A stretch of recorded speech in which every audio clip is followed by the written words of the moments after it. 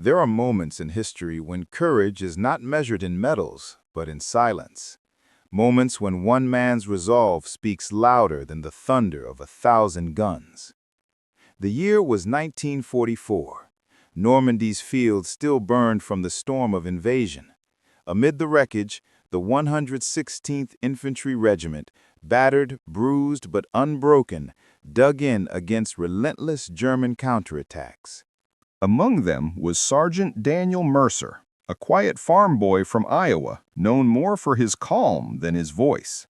His commanding officer, Captain Horace Langford, was the opposite, loud, proud, and eager for glory.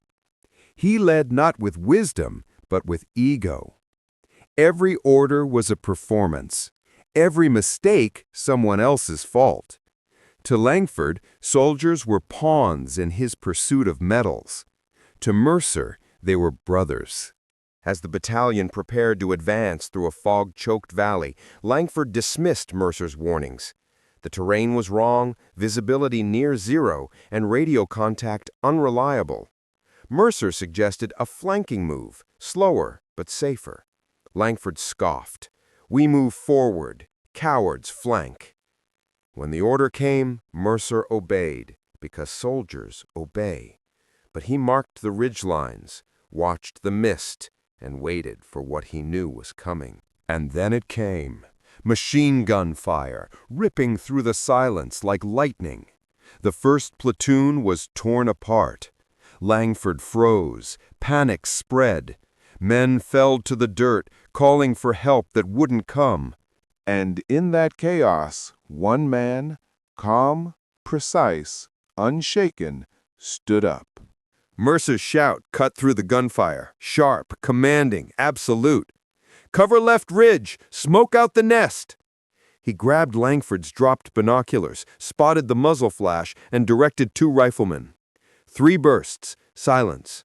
Another flash. Mercer shifted, whispered corrections. Another burst, silence again. Then, through the smoke, Mercer crawled forward alone, his movements deliberate, his face unreadable. He reached the fallen radio operator, rewired the broken set, and called in artillery coordinates by memory. Seconds later, thunder. The hillside exploded. German guns went quiet. The valley that had been a killing ground became a graveyard for arrogance. When the smoke cleared, Langford still stood frozen, staring at Mercer, the quiet one, who had done what command could not, save the regiment. In that stunned silence, even the wounded whispered his name.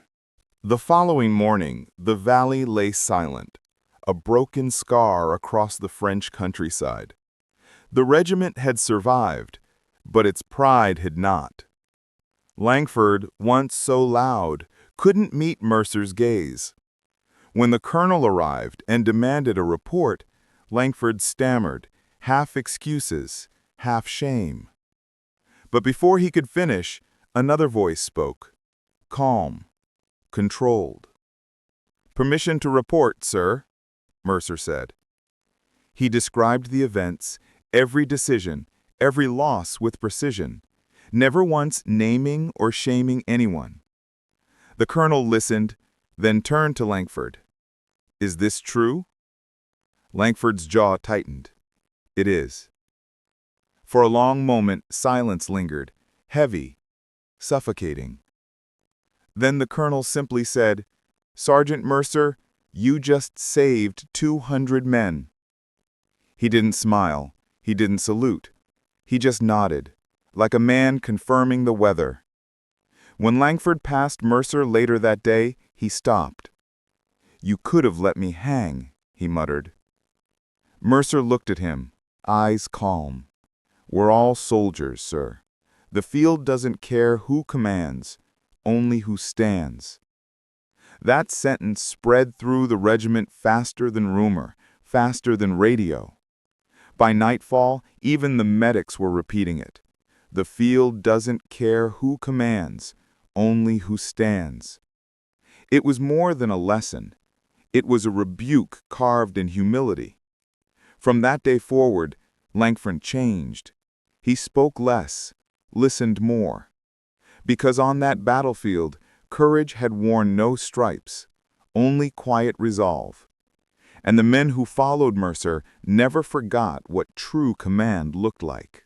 Years later, long after the war ended and medals had tarnished, stories of that day still echoed in barracks and classrooms. Young recruits heard of the sergeant in the fog, the man who led without orders, who saved a regiment without shouting.